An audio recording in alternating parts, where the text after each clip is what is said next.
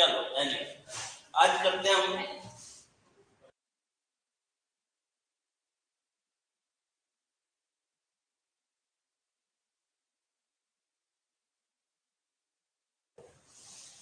President. Emergency की second type आती है आपके पास प्रेसिडेंट रूल, और वी कैन से जिसको कॉमनली लोग क्या बोलते हैं स्टेट इमरजेंसी।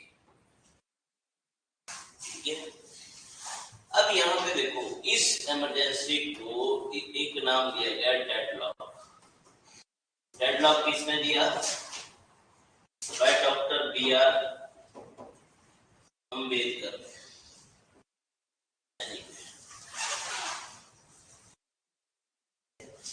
तो अभी हम बात करते हैं इसमें कि है क्या प्रेसिडेंट रूल। कौन से आर्टिकल में बात की जाती है? 356।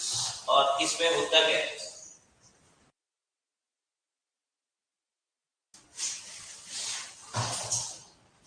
होता क्या प्रेसिडेंट रूल में? ये बताओ। आवाज आ रही है ना Neha, Chandni, Sachin? Yes sir. President rule कब लगेगा? कब लगेगा?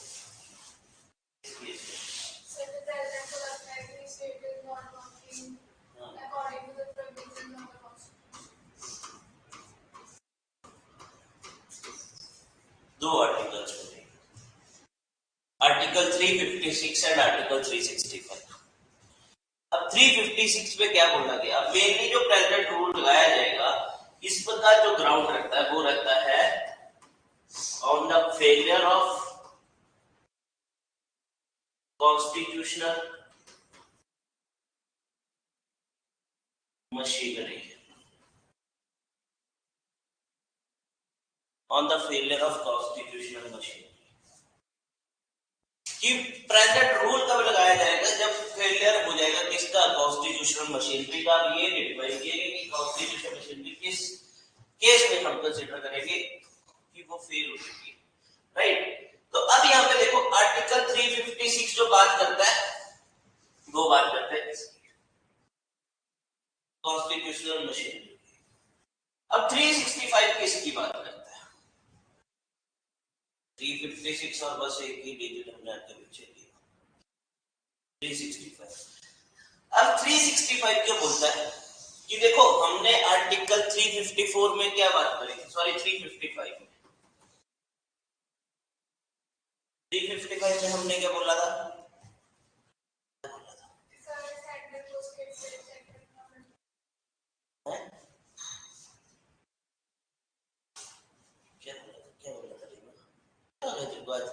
दिव्यांशी नहीं आई तो भी उदास होगी। क्या बोला चांदनी, क्या बोला था 355 में?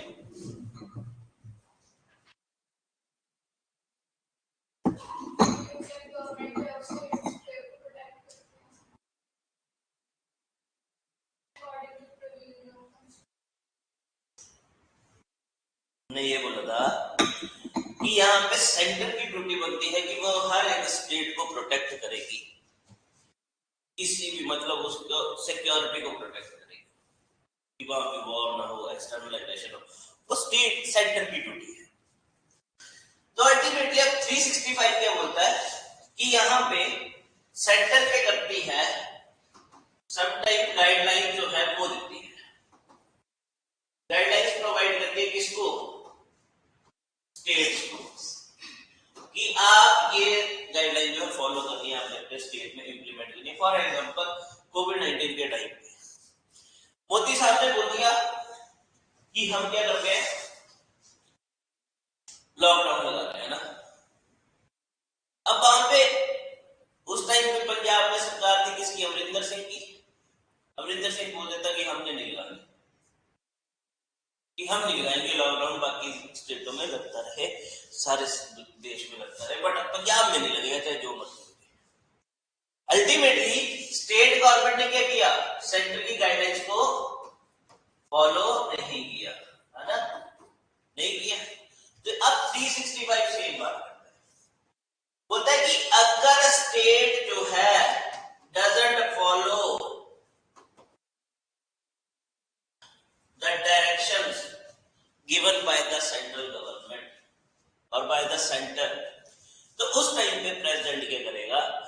स्टेट में प्रेसिडेंट रूल इंपोज कर देगा। यहाँ पे बोला on the failure of constitutional machinery, इस केस में बोला जब स्टेट जो है सेंटर की गाइडलाइन को फॉलो नहीं करेगा। अब होता क्या है प्रेसिडेंट रूल। अब प्रेसिडेंट रूल कैसे लगेगा? अब यहाँ पे देखो 356 क्लॉज 1 में बोल दिया गया। अब 356 क्लॉज 1 में क्या बोला गया कि अगर प्रेसिडेंट को लगेगा, अब यहाँ पे या तो प्रेसिडेंट को कैसे लगेगा, या तो यहाँ पे रिपोर्ट जाएगी किसके थ्रू? गवर्नर के थ्रू।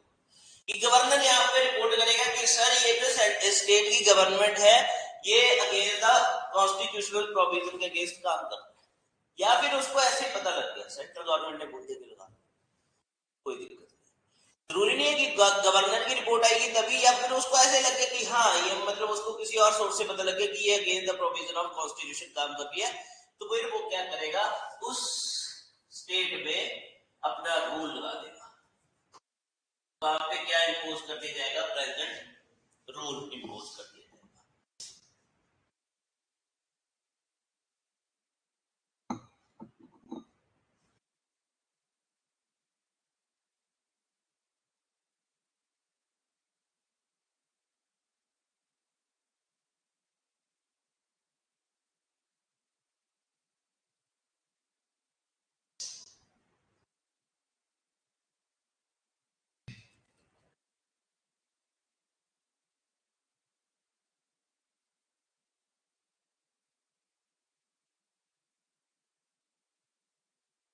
अब जब प्रेसिडेंट रूल लगेगा तब होगा क्या? जब इसने ऑर्डर इशू किया कि इस स्टेट में प्रेसिडेंट रूल लग रहा है तो उसका क्या इम्पैक्ट होगा? क्या इम्पैक्ट होगा?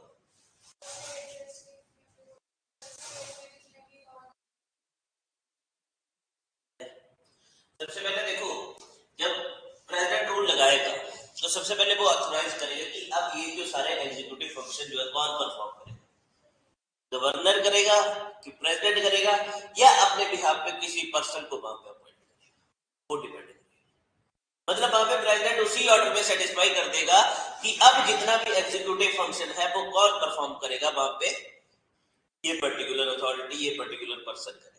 चाहे वो प्रेसिडेंट अपने हाथ में ले ले, चाहे गवर्नर को बोल दे, चाहे किसी और पर्सन को बोल दे, वो उस पर डिपेंड करता है। सेकंड यहाँ पे क्या बोला कि अब यहाँ पे क्या हो जाएगी, अब देखो प्रेसिडेंट रूल जब लगता है तो जो स्टेट लेजिस्लेटिव असेंबली है तो क्या उसका टेन्योर एक्सटेंड हो जाएगा? टेन्योर विल बी एक्सटेंडेड और नॉट? सस्पेंड हो जाती है। सस्पेंड का मतलब क्या होगा? State legislative assembly will be dissolve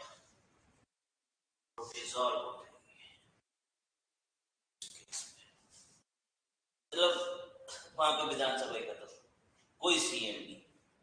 तो अल्टीमेटली क्या होगा, अब स्टेट लेजिस्लेटिव, दैट मीन जितना भी लेजिस्लेटिव फंक्शन है, अब वो जो लेजिस्लेटिव फंक्शन है वो कौन परफॉर्म करेगा? यहाँ पे पार्लियामेंट परफॉर्म करेगी उस टाइम पे।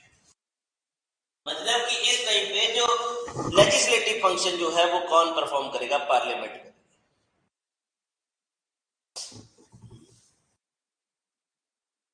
राइट।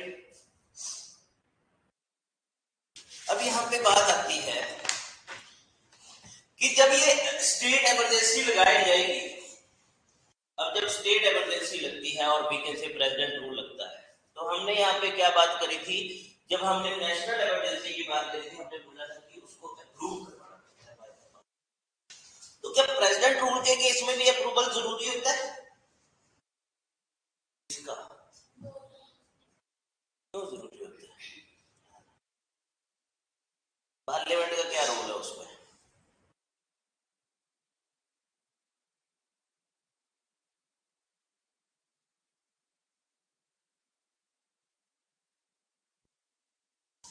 जरूरी होता है? सचिन, नेहा, चांदनी, जरूरी होता है क्या?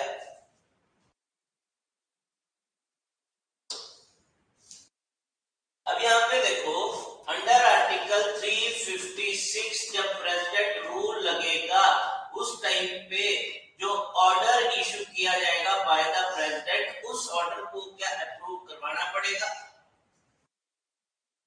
अप्रूवल मस्ट है कि नहीं?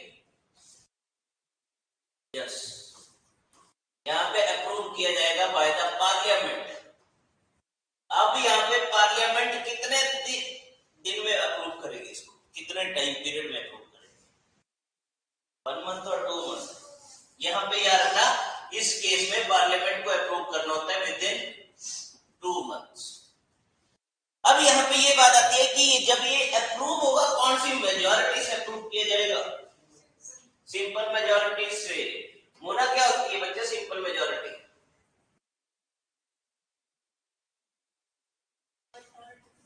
सिंपल पूछ रहा हूँ, 2/3 कहाँ पे आ गई? बच्चे भूल गया ना, छुट्टियों में पढ़ी ना, रात ही पढ़ा था, रात में भूल गई, एक ही रात में भूल गई। कुछ लगा के पढ़ा था क्या कि सुबह तक याद नहीं है? मेरे को तो पूरा याद होता है, चाहे मैं लगा के पढ़ू है ना, मेरे को फिर भी याद रहता है। एक मेरा फ्रेंड होता था ना कॉलेज में, अब तो मैं बात बताता हूँ। एक मेरा फ्रेंड होता था कॉलेज टाइम में, बट इज सिंपल मेजॉरिटी है, total number of members present and voting. अच्छा, ये तो है मैंने रीमा बुक। अच्छा,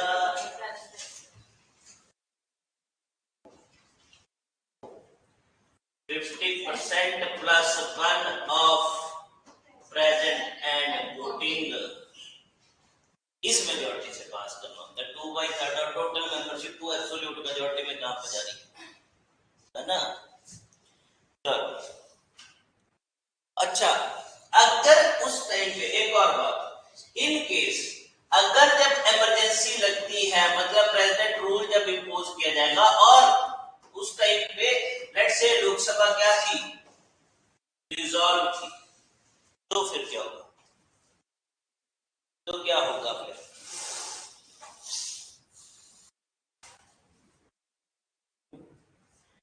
जब प्रेसिडेंट रूल लगाया गया उस टाइम पे लोकसभा नहीं थी, लोकसभा डिसॉल्व हो चुकी थी, तो फिर क्या होगा? तो लेजिस्लेटिव फंक्शन कौन परफॉर्म करेगा यहाँ पे, इसको अप्रूव कौन करेगा?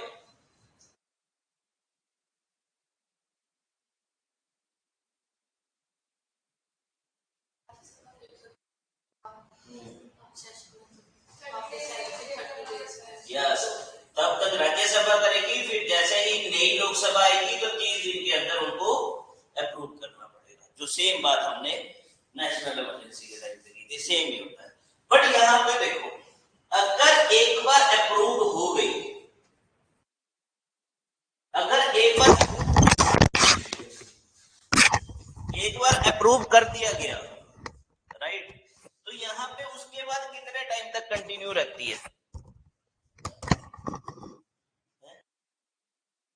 3 इयर्स तक, 50% प्लस 1 प्रेसिडेंट वोटिंग राइट। बताओ कि चांदनी कितने टाइम तक रहेगी, नेहा सचिन कितने टाइम तक रहेगी?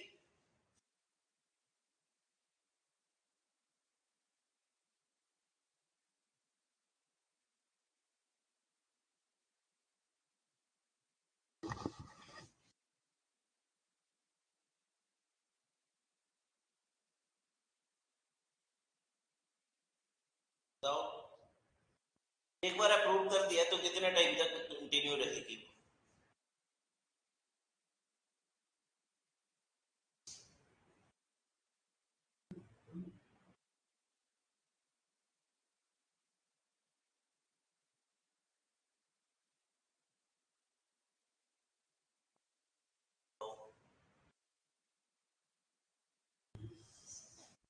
Six month, yes. एक बार अप्रूव हो गया तो ये रहेगी 6 मंथ तक। फिर इसको आफ्टर 6 मंथ फिर से क्या किया जा सकता है, एक्सटेंड किया जा सकता है।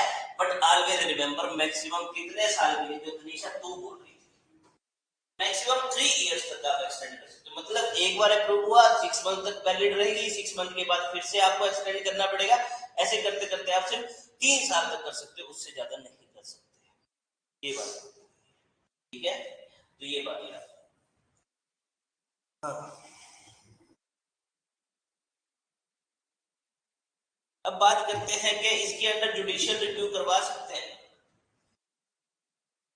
इमरजेंसी के अंदर जुडिशियल रिव्यू हो सकता है प्रेसिडेंट रूल के अंदर।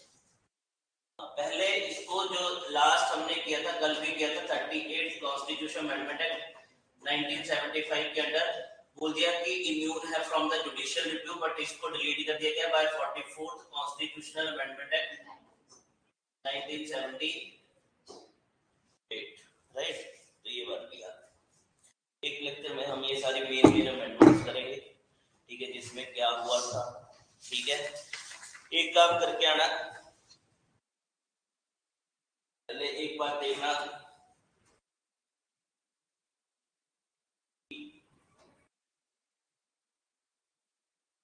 Name of prime ministers sequence में याद करते कि कौन सा प्राइम मिनिस्टर कब बना है, उसका टेन्योर कितना रहा है। ये मेनली इन्हीं पे कल भी जो टॉपिक होगा, मेनली प्राइम मिनिस्टर्स पे टॉपिक होंगे। फिर मैं तुमसे पूछा करूंगा उस टाइम पे प्राइम मिनिस्टर कौन था। जब पंचायती राज चलेगा तब भी मैं तुमसे पूछूंगा कि अगर बलवंत राय मेहता कमेटी आई, अशोक मेहता कमेटी आई, जीवी राव कमेटी आई, तो उस वक्त ये याद रखना, मैं तो सिर्फ ईयर बताऊंगा, तुम्हें बस ये याद होना चाहिए कि उस टाइम पे प्राइम मिनिस्टर कौन थे। कि जब जीवी राव कमेटी आई तो उस टाइम पे प्राइम मिनिस्टर कौन थे, तो ये चीजें तुम्हें याद रखनी। अब यहाँ पे बात करते हैं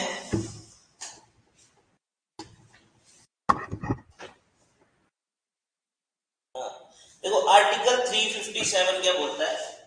यहाँ पे देखो आर्टिकल 357 वही बात करता है कि बोलता है जब प्रेसिडेंट रूल लगेगा, जब प्रेसिडेंट रूल इंपोज किया जाएगा, तो उस टाइम पे जो भी लेजिस्लेटिव फंक्शन जो है वो कौन परफॉर्म करेगा, परफॉर्म्ड बाय द पार्लियामेंट। ये कॉन्स्टिट्यूशन में ही बात करती है, ठीक है।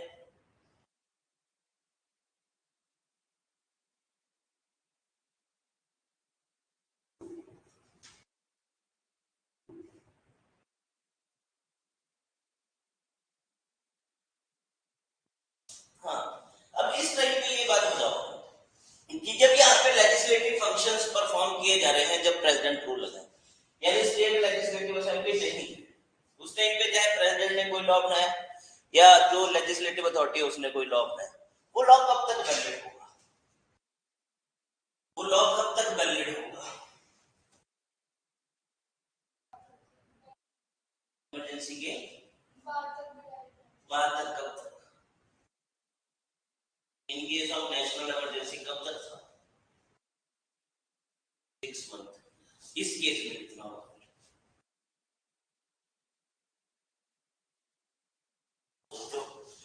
अब प्रेसिडेंट रूल के टाइम पे जब कोई भी लॉ बनाया जाएगा, इम्यून मतलब कि आप जुडिशियल रिव्यू नहीं करवा सकते थे, ठीक है, कि उस केस में आप जुडिशरी में नहीं जा सकते थे, उसको चैलेंज नहीं किया जा सकता था।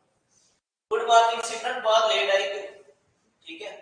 बट मेरे को ये बताओ कि इस टाइम पे जब प्रेसिडेंट रूल के टाइम पे जब लॉ बनाया जाता है बाय द लेजिस्लेटिव अथॉरिटी, वो लॉ कब तक एप्लीकेबल होता है। सर असाइनमेंट, बच्चा असाइनमेंट भी बना दो, यूपीएससी छोड़ दे, असाइनमेंट अपनी एक आधी फ्रेंड को बोल दिया कर वो बना देंगे, मैं तो कभी नहीं बनाई कॉलेज टाइम में असाइनमेंट। एक फ्रेंड होती थी मेरी कॉलेज से, उसकी शादी हो गई, मेरी तो कॉपी भी उसके बैग में होती थी, मैं तो जब जाता था वो ईसीई की होती थी, मैं ट्रिपल ई को होता था। उधर एक्चुअली में होता क्या था कि मेरी भाभी देखो कॉलेज की वाइस प्रिंसिपल थी, मेरे को कुछ बोलते नहीं थे, मैं पहले जाता था, टीचर मेरे से औखे हो पड़े थे, पहले जाओ जाए उसकी कोई भी क्लास होगी कॉपी दे, ठीक है, मेरे सारे असाइनमेंट वो बनाती थी, है ना। दो तो मेरे पे बॉन्ड भरे गए थे कॉलेज में मेरे नाम पे, बोलते तीसरा बॉन्ड अगर भरा गया तो तेरे को सस्पेंड कर देंगे कॉलेज से। असाइनमेंट में कुछ नहीं होता, रिगार्ड द टीचर, एचओडी ने ये नंबर रखा, जब काफी अपने थे फिर क्या दिक्कत थी, एक बार लाया थे, एक एचओडी ने मेरे को नंबर कम दिए थे, मैंने उसको निकलवा ही दिया कॉलेज से, उसने मैं सारे होते हैं सारे औखे उसको प्रिंसिपल के पास चले गया, फिर उस पर इंक्वायरी बैठी थी, उसने खुंदक में किया था, उसने लेक्चर भी मार लिया, फिर उसको निकाल दिया था, ऐसे भी किया। पर ये बात बताओ, कम टू द पॉइंट की वो क्या था, कितने टाइम तक वैलिड होगा, बोल होना कितने टाइम तक वैलिड होगा? 1 साल, 2 साल, 3 साल, 4 साल, 5 साल, 6 साल, 6 महीने, 2 महीने, या फिर जब तक इमरजेंसी रहेगी, प्रेसिडेंट रूल रहेगा तब तक। सोचो, चांदनी बोल जल्दी से, नेहा, सचिन, सिमरन, सिमरन जल्दी से गूगल करके बता।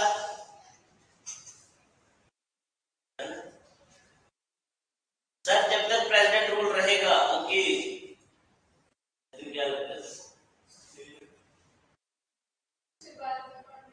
कितने कितने मंथ तक ये बता?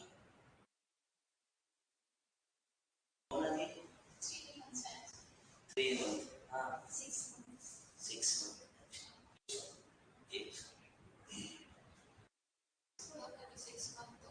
और अगर केस को कंटिन्यू करना तो लेजिस्लेचर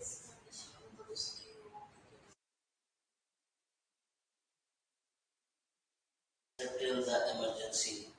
मेरे को एक बात बताओ, खुद ही सोचो, जब मैं ऐसे क्वेश्चन पूछता थोड़ा सा एनालाइज किया तो नेशनल इमरजेंसी के टाइम पे क्या हुआ था? क्या लेजिस्लेटिव असेंबली डिसॉल्व हुई थी? सिर्फ उसके फंक्शन कहाँ पे चले गए थे? Parliamentary house. But in case of president rule, legislative assembly क्या हो जाएगी?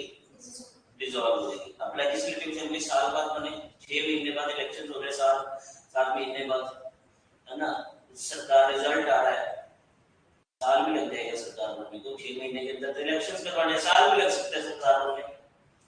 इलेक्शन होंगे, अब फेजेस में, अगर बड़ा स्टेट हो तो वहां पे इलेक्शन फेजेस में होंगे। अब जब फेजेस में हो, उसके बाद रिजल्ट आएगा कितने दिन के बाद, फिर रिजल्ट आएगा, फिर वहां पे सीएम बनेगा।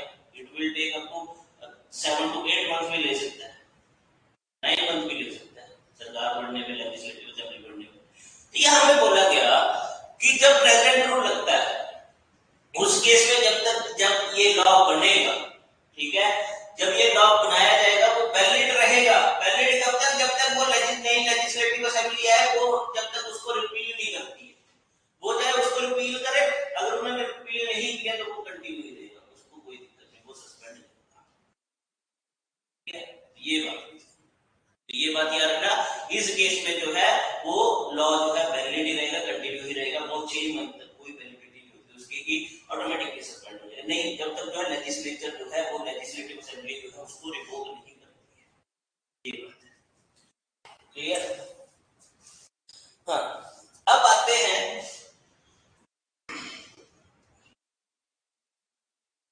अब बात करते हैं आर्टिकल 358।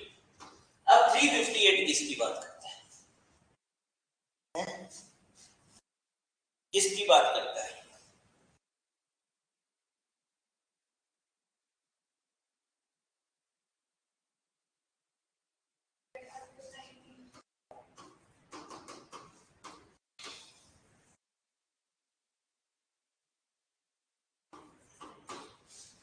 Suspension of article. जब कॉन्स्टिट्यूशन बना 1950 में, जब ये प्रोविजन डला, तो यहाँ पे बोला गया कि जैसे ही आपके यहाँ पे नेशनल इमरजेंसी इम्पोज की जाएगी, कौन से ग्राउंड्स पे? वॉर और इंटरनल डिस्टर्बेंसेस, ये बात है। तो बोला आपका जो आर्टिकल 19 है ये क्या हो जाएगा? ऑटोमेटिकली सस्पेंड हो जाएगा, ऑटोमेटिकली सस्पेंड हो जाएगा जैसे ही नेशनल इमरजेंसी लगेगी, नो मैटर कौन से ग्राउंड पे लगेगी। अब तुम्हें पता है 1975 की इमरजेंसी जब हम करेंगे, कल करते हैं, तो आज टाइम भी नहीं बचेगा, उसमें टाइम लगेगा। तो अब यहाँ पे देखो, अब जब इमरजेंसी लगाई 1975 में, उस टाइम पे सबका आर्टिकल 19 सस्पेंड होगा। इंदिरा गांधी ने बिना वारंट के सबको अंदर डाल दी, चलो भाई, अगर तो इंदिरा गांधी इवन तक उसको देख लो, आयरन लेडी ऐसे नहीं बोलते थे, उसके आगे बोलने की हिम्मत नहीं होती थी किसी भी काउंसिल ऑफ मिनिस्ट्री की, जो उसके कैबिनेट के मेंबर थे। एक था सरदार स्वरण सिंह, जो थोड़ा सा बोल लेता था, बाकी कोई उसके मतलब उसके पपेट थे, उसने बोल दिया कि ये करना है तो करना है भाई, जो मर्जी हो जाए, है ना। तो अब यहाँ पे फिर जब 1977 में इमरजेंसी खत्म हुई, 44th अमेंडमेंट हुआ, तो 44th अमेंडमेंट में यहाँ पे चेंज किया गया, एक तो इंटरनल डिस्टर्बेंसेस को किसमें, आर्म्ड रिबेलियन, और सेकंड बोला कि अब ये जो आपके पास आर्टिकल 19 जो सस्पेंड होगा वो किस केस में होगा, only in case of external emergency.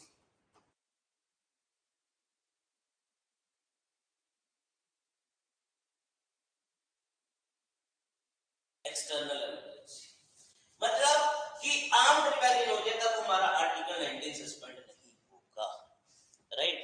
But दूसरे केस में आपका आर्टिकल 19 जो है वो सस्पेंड हो जाए। अब इसके बाद आया आर्टिकल 359। अब आर्टिकल 359 क्या बोलता है, अच्छा यहाँ पे, हाँ अब यहाँ पे बात करते हैं कि ये जो आर्टिकल 358 के अंदर जो आर्टिकल 19 सस्पेंड होता है वो इसका सस्पेंशन कितने टाइम तक रहेगा, कब तक रहेगा,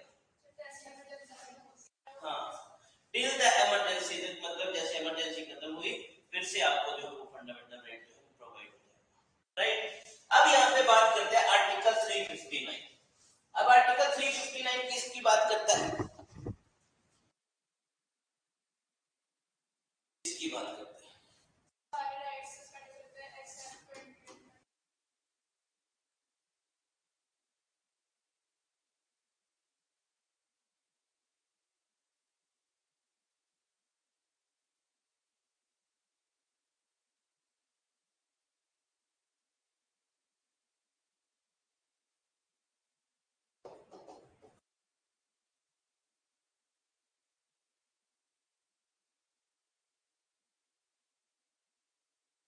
जो आपके राइट जो है प्रोवाइड किए गए पार्ट 3 ऑफ इंडियन कॉन्स्टिट्यूशन, उनके एनफोर्समेंट को किया जा सकता है, सस्पेंड किया जा सकता है। अब कैसे सस्पेंड होगी, ऑटोमेटिकली सस्पेंड होगी, कैसे सस्पेंड है, हाँ प्रेसिडेंट की विश का मतलब,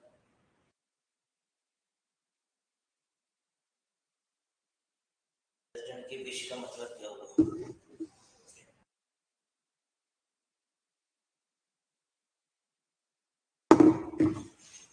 यहाँ पे प्रेसिडेंट एक अलग से ऑर्डर इशू करता है,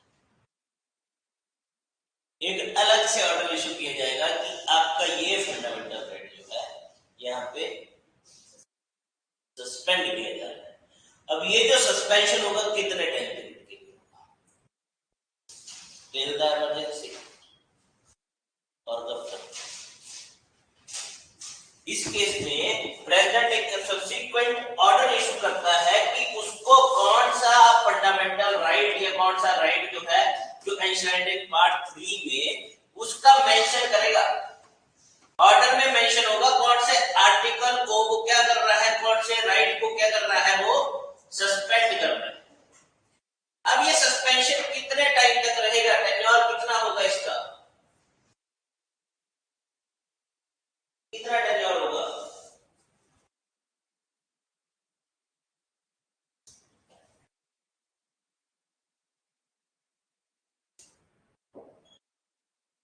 कितना टेन्योर होगा, चांदनी, नेहा, सिमरन,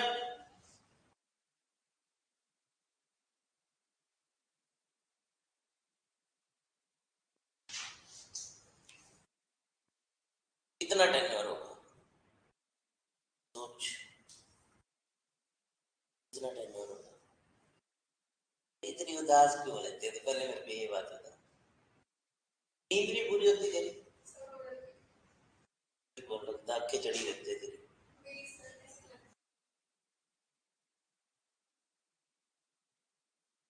तो डार्क सर्कल कैसे हो गए, इससे बात करते हैं रात को, ये बताओ, हाँ तो ये बताओ, जब तक इमरजेंसी रहेगी, ओके चांदनी बोल, सिमरन बोल, पिंगल साहब कब तक होगा सस्पेंड, जब तक इमरजेंसी रहेगी, रीमा कब तक होगा, मोना जी, जतिन क्या लगता है,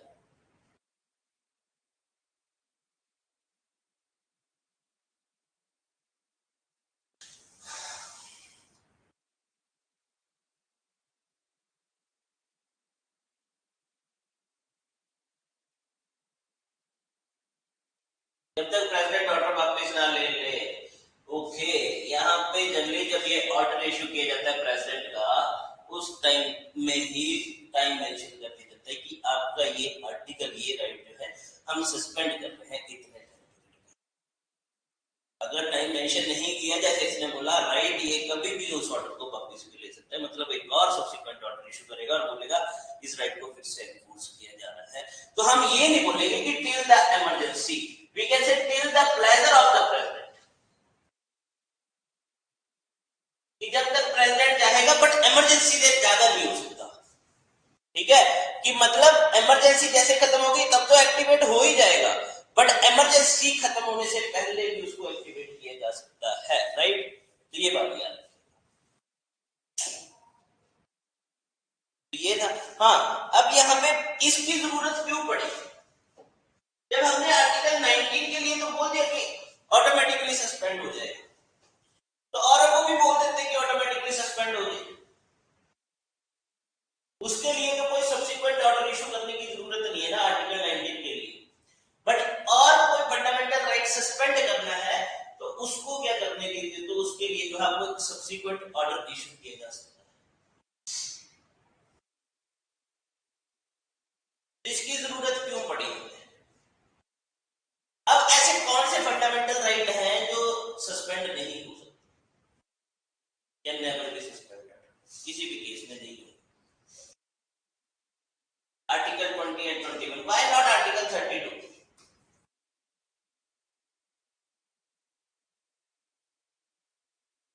आर्टिकल 20 या 21 कभी भी सस्पेंड नहीं होंगे, ये बात याद रखना।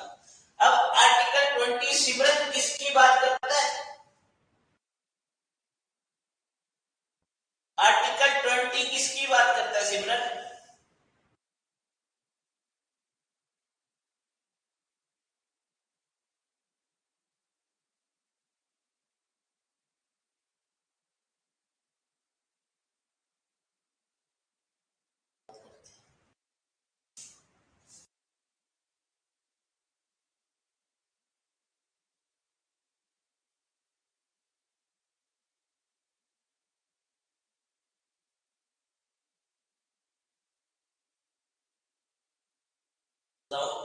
आर्टिकल 20 किसकी बात करता है? बोल कितने साहब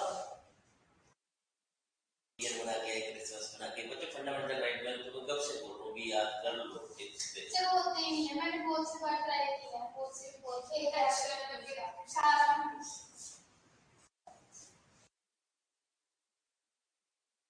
आर्टिकल 14 टू 18 किसकी बात करता है?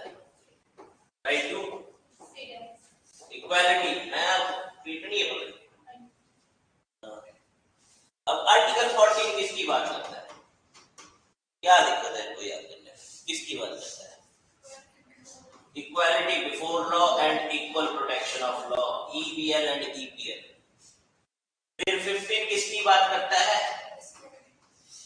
सॉरी, ये आगे एजुकेशन की। ठीक है, एजुकेशन नहीं, एजुकेशन जो रिजर्वेशन दी जाती है, that means no discrimination on the basis of caste gender, same बात करता है 16, बट यहाँ पे बात की जाती है equal opportunities in employment.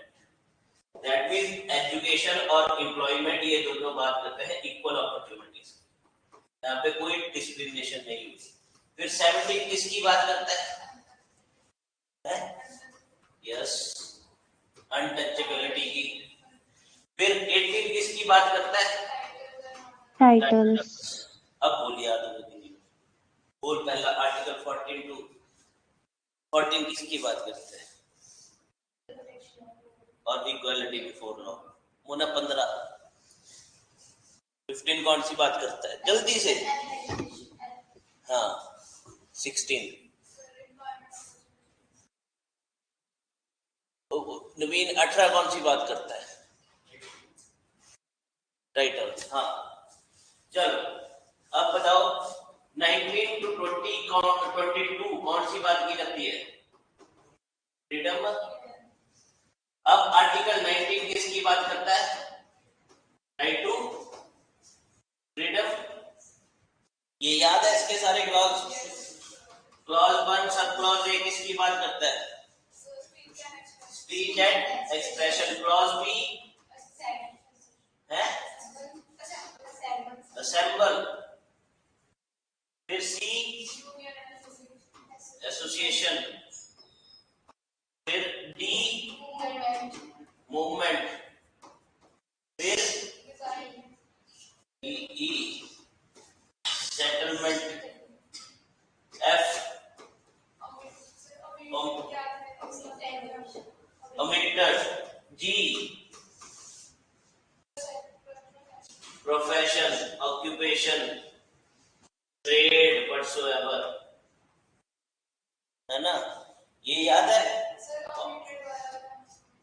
Omitted यहाँ पे राइट टू प्रॉपर्टी का, इसको डिलीट कर दिया, इसको वैसे लिखना है ओमिटेड, ये डिलीट हो गया। यहाँ पे राइट टू प्रॉपर्टी दिया था, फ्रीडम ऑफ प्रॉपर्टी। ठीक है, याद है चांदनी तेरे को फंडामेंटल राइट? नेहा, सिमरन, सर कुछ कुछ है बीच बीच में।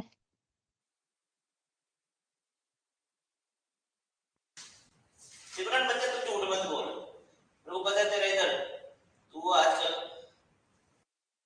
हम ऐसे ही। हाँ ठीक है, कैसे भी याद हो, बस याद होने चाहिए। बट आर्टिकल मैं पहले बोल रहा हूँ, आर्टिकल 1 से लेके 51 तक याद कर लो। इसके बाद कौन सा आया? इसको तो ऐसे याद करो, स्पीच एंड एक्सप्रेशन। उसके बाद हम फिर से अगले दिन मिले, हमने डिसाइड किया कि हम एक एनजीओ बनाएंगे। एनजीओ बनाने के लिए हमने बोला उसको हम पूरे इंडिया में सेपरेट करेंगे, तो हमने मूवमेंट करी। वहां पे जाके किसी को बबीता से प्यार हो गया, वो वहां पे जाके सेटल हो गया। सेटल होने के लिए उसको प्रॉपर्टी चाहिए थी, बट उसको ओमिट कर दिया गया। बट हाँ, उसको वहां पे कोई काम करने की भी फ्रीडम है। ठीक है, इसके बाद आर्टिकल 19 के बाद आ गया आर्टिकल 20। ये क्या लिखता है, किसकी बात करता है? किसकी बात करता है आर्टिकल 20? Protection against conviction. याद है? इसमें हमने 20 क्लॉज 1, 2 एंड 3 किए थे। प्रोटेक्शन के लिए हमने हर जगह पे एक वर्ड यूज किया है, नो नो नो। याद है ना? अब सबसे पहला क्या बोलता है? No ex post facto law. ये एप्लीकेबल होगा only in case of criminal cases में, not in case of civil cases. अब सेकंड बोलता है नो, राम रहीम का केस दिया था, एग्जांपल दिया था डबल जीओ पार्टी। यहाँ पे नो सेल्फ इंक्रिमिनेशन। याद है? इसके बाद आर्टिकल 21, ये क्या बोलता है? Right to life and personal liberty. यहाँ पे हमने दो चीजें करी थी, कौन सी? जो अभी जुडिशरी में भी करी है। No person can be deprived from his life and personal liberty except procedure established by law. हम जो वर्क करते हैं प्रोसीजर एस्टैब्लिश्ड बाय लॉ। एक और चीज आती है क्या? Due process of law. इसके बाद आर्टिकल कौन सा? ए, राइट टू एजुकेशन। कौन सी अमेंडमेंट? 86 constitutional amendment act 2002। ठीक है, कौन कितने से कितने साल के लिए? 6 to 14 years free and compulsory education. इसके बाद आर्टिकल 22, आर्टिकल 22 किसकी बात करता है? किसकी बात करता है? डिटेंशन की, प्रोटेक्शन अगेंस्ट डिटेंशन। ठीक है, यहाँ पे हमने दो डिटेंशन करी थी, प्रिवेंटिव एंड पॉजिटिव डिटेंशन। याद होगा तो। फिर इसके बाद आ जाओ, अब कौन सा फंडामेंटल राइट आ गया? 25 टू कितना? 8। ओ सॉरी, आर्टिकल 23 एंड 24 किसकी बात करता है? अगेंस्ट एक्सप्लॉइटेशन, है ना? इसमें एक बात की जाती है ह्यूमन ट्रैफिकिंग और दूसरी बाद 25 to 28 किसकी, रिलीजन की, ठीक है, ये तो याद कर लेना। इसके बाद एक पे बात की जाती है कॉन्साइज की, फिर उसके बाद जो राइट दिए जाते हैं, राइट टू एडमिनिस्टर का दिया जाता है, एजुकेशनल इंस्टीट्यूशंस, है ना, प्रॉपर्टी मेंटेन कर सकते हैं, उसका 25, 26, 27, 28। इसके बाद आगे 29, 30 किसकी बात करता है, कल्चरल एंड एजुकेशनल राइट्स। एक टैक्स, इस पे टैक्स की बात भी की जाती है कि आपसे कोई टैक्स नहीं लेगा। यहाँ पे 29 जो है वो मेजॉरिटी प्लस माइनॉरिटी दोनों की बात करता है, ये स्पेसिफिकली बात करता है माइनॉरिटी की, ये भी हमने किया हुआ। इसके बाद आर्टिकल 31 था, वो मतलब उसको डिलीट कर दिया। हम 7 शेड्यूल जब करें, सॉरी 9 शेड्यूल करेंगे तब उसमें आर्टिकल 31 को भी डील करेंगे। इसके बाद आ गया आर्टिकल 32, किसकी बात करता है, किसकी बात करता है, कॉन्स्टिट्यूशनल रेमेडीज। क्या बोलता है ये,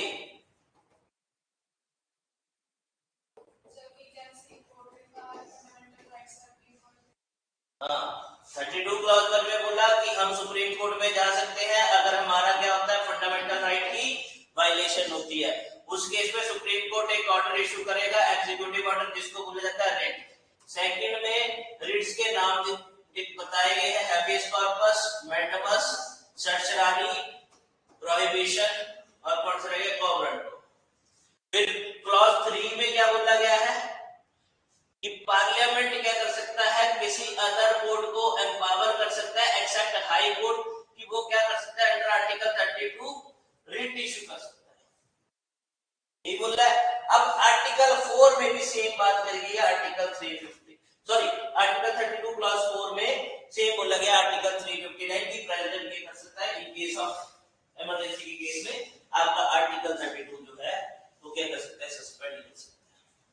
चलिए कीजिए कि नहीं, अब हुए याद कि नहीं हुए, तो जितनी बार पढ़ोगे उतनी बार तुम सोचोगे कि एक बार पढ़ के याद हो जाने, नहीं, एक दिन में डिसाइड करो, चाहे 10 मिनट दो कि मेरे को राइट टू इक्वालिटी पूरा रिवाइज करते हैं। 4 आर्टिकल है, कोई दिक्कत नहीं है, फिर नेक्स्ट डे फिर से रिवाइज कर लो। मैं ये नहीं बोल रहा कि क्वालिटी पढ़ो, रूम में जाके सिर्फ 15 मिनट तो दे सकते हो कि हाँ भाई आज मेरे को पार्ट 1 करना है, ठीक है, आर्टिकल 1 to 4 रिवाइज करना है, ज्यादा से ज्यादा तुम्हें 15 मिनट लगे, अगर ज्यादा ही करना है तो 20 मिनट लगे, 25 मिनट लगे, इससे ज्यादा लगेंगे, आधे घंटे से कम नहीं लगेगा।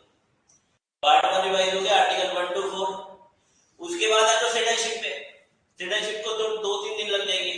पहले तो ये आप देखना कि आर्टिकल कितने, 5 से 11, 5 से 11 जब पढ़ोगे, ठीक है, तो उनमें 4 आर्टिकल एक दिन पढ़ लो, फिर उसके बाद जो सिटीजनशिप अमेंडमेंट एक्ट आया था 1955 वो पढ़ लो कि क्या क्या प्रोविजन, एक दिन में एक्विजिशन ऑफ सिटीजनशिप पढ़ लो, एक दिन में लॉस ऑफ सिटीजनशिप पढ़ लो, फिर उसके अगले दिन क्या करो, पूरा रिवाइज कर लो जो पढ़ लिया। पार्ट 1, पार्ट 2 सिटीजनशिप और पार्ट 1 आपका डन, ठीक है।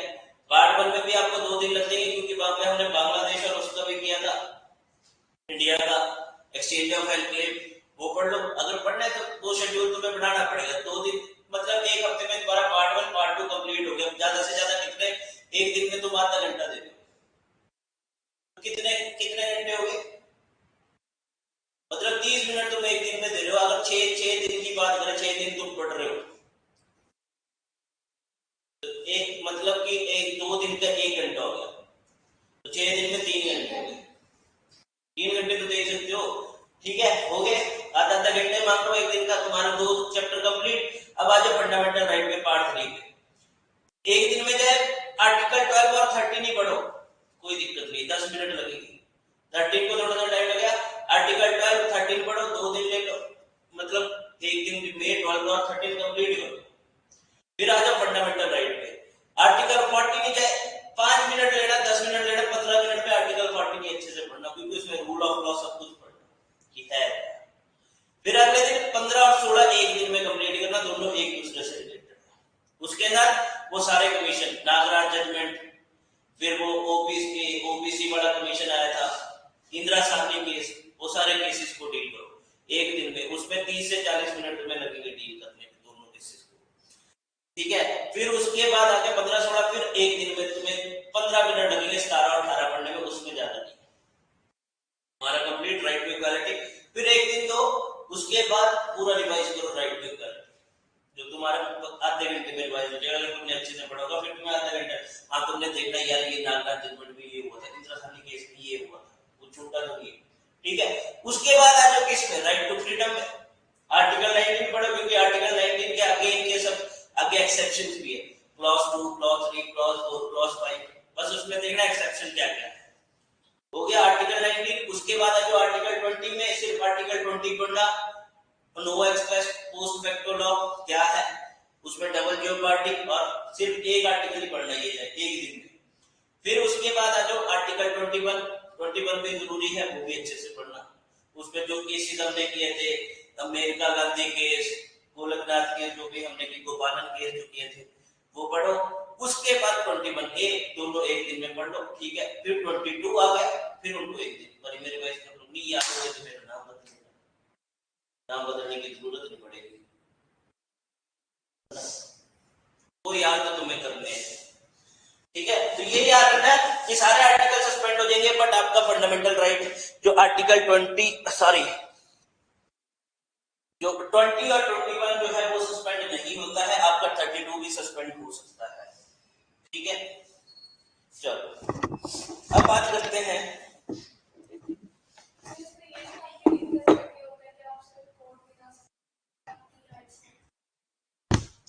मतलब ये मेनली डाला ही आर्टिकल 32 के लिए था।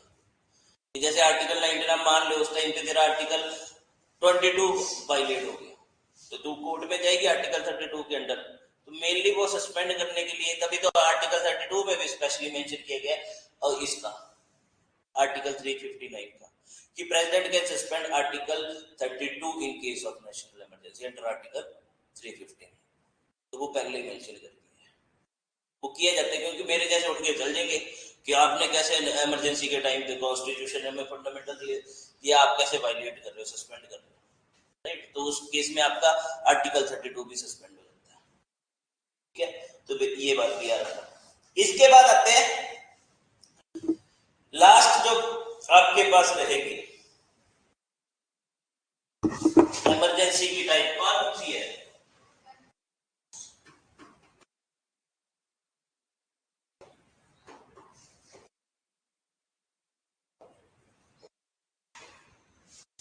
Financial emergency. कौन से आर्टिकल में डील करते हैं? आर्टिकल 360। अब फाइनेंशियल इमरजेंसी क्या होती है?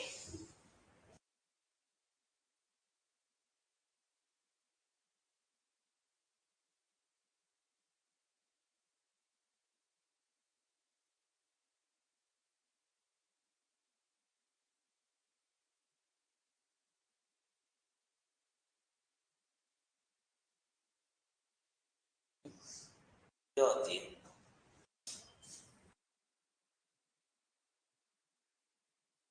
फाइनेंशियल इमरजेंसी क्या होगी बताओ?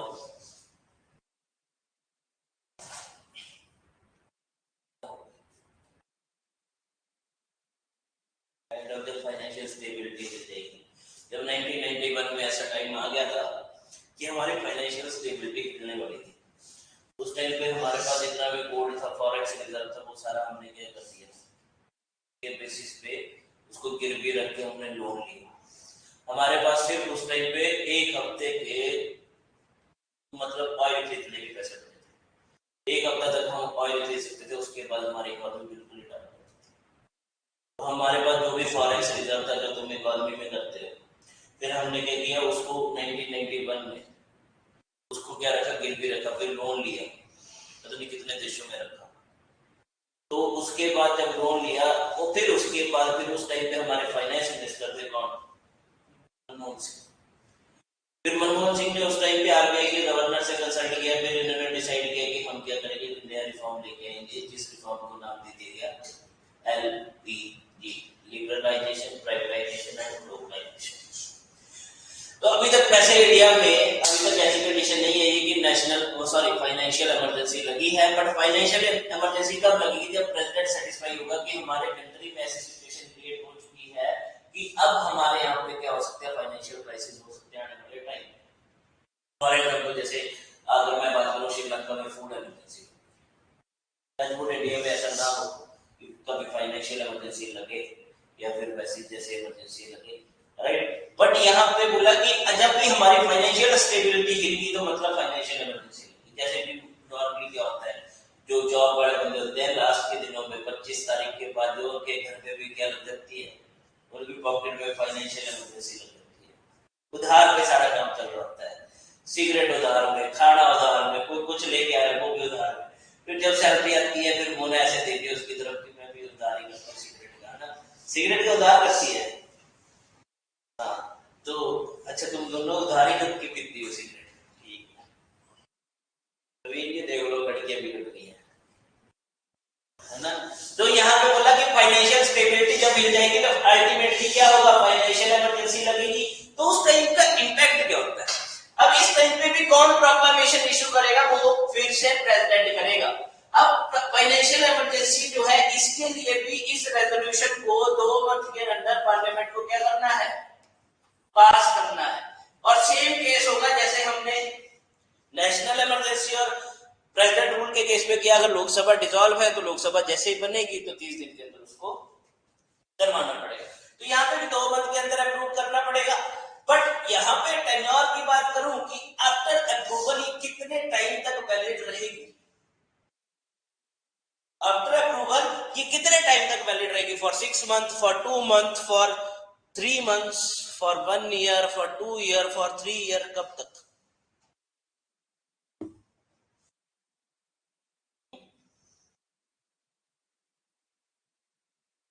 दैट मींस कि जब तक हम फाइनेंशियली फिर से स्टेबल हो जाते तब तक वो कंटिन्यू रहेगी। तो इस टाइम पे होगा जब भी फाइनेंशियल इमरजेंसी का पीरियड होगा तो उस टाइम पे सारी पावर्स आ जाएगी यूनियन के पास। दैट मींस अब यहाँ पे यूनियन जो एग्जीक्यूटिव अथॉरिटी जो है यूनियन की, वो अब डायरेक्शन देगी किसी भी स्टेट को कि दैट मींस कि वो अब फाइनेंसिस को उस टाइम पे जो ये स्टेट्स के मनी बिल होते हैं, फाइनेंस बिल होते हैं, वो सारे प्रेसिडेंट की कंसीडरेशन के लिए रख दिए जाते हैं, रिजर्व कर दिए जाते हैं। उस टाइम पे ये जो सैलरीज एंड अलाउंसेस हैं, गेजेटेड ऑफिसर्स हैं, इनकी सैलरी अलाउंसेस को भी क्या कर दिया जाता है, कम कर दिया जाता है। तो ये सारी चीजें होती हैं, ठीक है। यहाँ पे क्योंकि आर्टिकल 360 क्लॉज 4 में बोला गया है कि यहाँ पे रिडक्शन ऑफ सैलरीज होंगी, अलाउंसेस होंगी ऑफ ऑल और any class of person serving in connection with the affairs of a state, ठीक है। और वहीं पे क्लॉज 2 में बोला गया कि जितने भी मनी बिल्स और अदर बिल्स जो हैं with the provision of article 207 apply to be reserved for the consideration of the president after they are passed by the legislature of the state। मतलब फाइनेंशियल इमरजेंसी के time पे जो money bill जो पास किए जाते हैं स्टेट लेजिस्लेटिव असेंबली में, जैसे लेजिस्लेटिव असेंबली ने पास कर दिया, गवर्नर का कोई रूल नहीं होगा, वो किसके पास करेंगे, सीधे प्रेसिडेंट के पास, राइट। उस टाइम पे और क्या होता है, ये जो सेंटर का शेयर जाता है स्टेट्स को, ठीक है, रिवेन्यू का जो शेयर जाता है वो भी रिड्यूस हो सकता है। तो ये कुछ इंप्लीकेशन होती है फाइनेंशियल इमरजेंसी की, तो वो तुम देख सकते हो। तो ये था इमरजेंसी प्रोविजन आपका। कौन से आर्टिकल में, सॉरी कौन से पार्ट में बात करते हैं हम इमरजेंसी प्रोविजन की, पार्ट 18 है ना।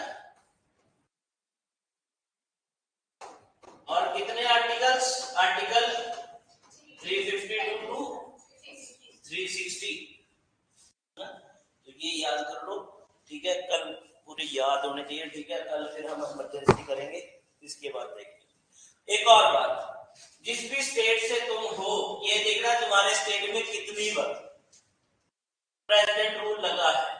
एक और चीज देख के आना, रिसेंटली प्रेसिडेंट रूल कौन से स्टेट या कौन से यूटी में लगा था, ठीक है, कौन से स्टेट में लगा था, कितने टाइम तक लगा, और सबसे ज्यादा आज तक टिल अप टू 1950 से 2022 तक ऐसा कौन सा स्टेट है जिसमें सबसे ज्यादा प्रेसिडेंट रूल लगा, ठीक है।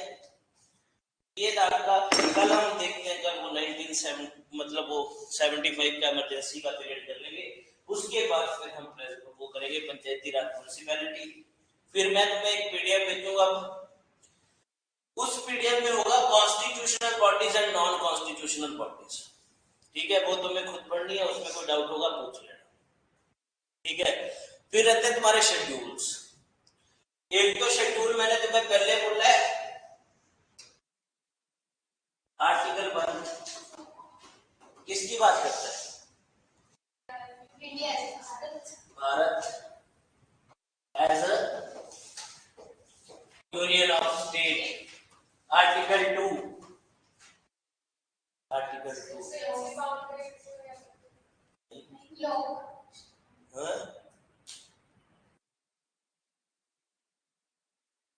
Article 2,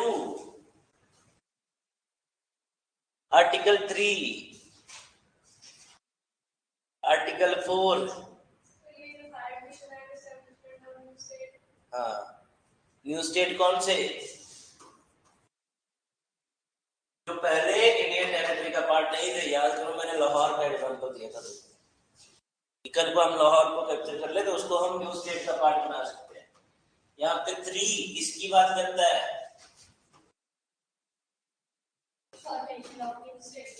alteration formation of new states from existing states.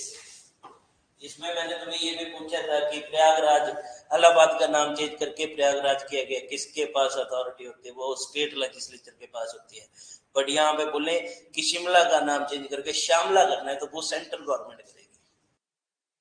But with in the state अगर किसी सिटी का नाम चेंज करना है, किसी विलेज का नाम चेंज करना है, वो स्टेट गवर्नमेंट करेगी। आर्टिकल 4 अंडर आर्टिकल 368 की पार्लियामेंट कोई भी प्रोविजन बनाएगी regarding the implementation of article 2 और 3, उसको हम अंडर आर्टिकल 368 कंसीडर नहीं करेंगे, मतलब कॉन्स्टिट्यूशन अमेंडमेंट कंसीडर नहीं करेंगे। हम ये नहीं बोलेंगे कि हमारा basic structure of Indian constitution जो है वो चेंज हुआ है, राइट? ये याद करो, इनमें ज्यादा देर नहीं लगेगी तुम्हें, है ना? ये तुम सोचोगे कि याद नहीं हो रहा। मैं इतनी बार तुम्हें तभी पूछता हूँ कि तुम जाके पढ़ो। जो एक बार पढ़ोगे, 2 बार पढ़ोगे, फिर याद हो जाता है। ठीक है, चलो, that's all for today. Thank you.